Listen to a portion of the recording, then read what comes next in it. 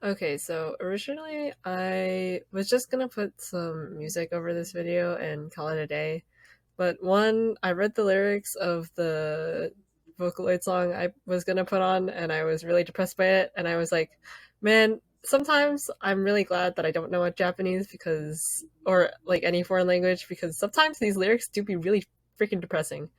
And I'm glad to not be able to conceptualize those lyrics in my head. And second off, I just kind of wanted to say some things. I don't know. I was in the mood for it. Originally, this was going to be like a full body, as you could see in the beginning. I had a reference up and everything, but I ended up just cropping it later in the video because I got lazy. I was like, well, I don't feel like doing a full body, and quite frankly, drawing all the details on this guy's outfit while he's sitting down is too hard for me. So I was like, okay, we're gonna just settle for a bust. My workflow is like awfully unorganized and inefficient, and I would say that's partially because I don't really draw all that often lately because I just don't have the time nor the inspiration to or the motivation. So I haven't drawn in quite a bit. I think this is my first like finished piece, I would say, since April this year, which would make that like about 8 months of just straight up not drawing, which is a long time. And honestly, I'm quite proud of how this came out, even though looking back at it now, I this is like the next day afterthoughts. It's like, oh, there's some things wrong with this, but I'm the type of person.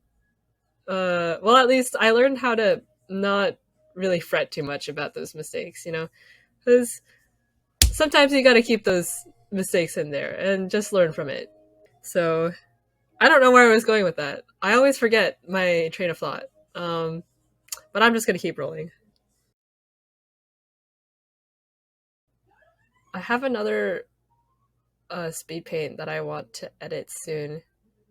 I drew Angel Devil from Chainsaw Man because everyone's doing that, and also because I just love him. So, what can you do? I struggled a lot with the hair in this piece, and I have always struggled with hair when it comes to drawing slash painting. It's just, I don't know, hard to conceptualize. Like, how the fuck do you, like, block out all these colors and, like, decide where the strands of hair goes? And I mean, I think what I could have done here was put down a darker blue first and then put the lighter color over it. I don't know. I feel like that would just be easier. Uh but I did not do that, so I struggle a lot.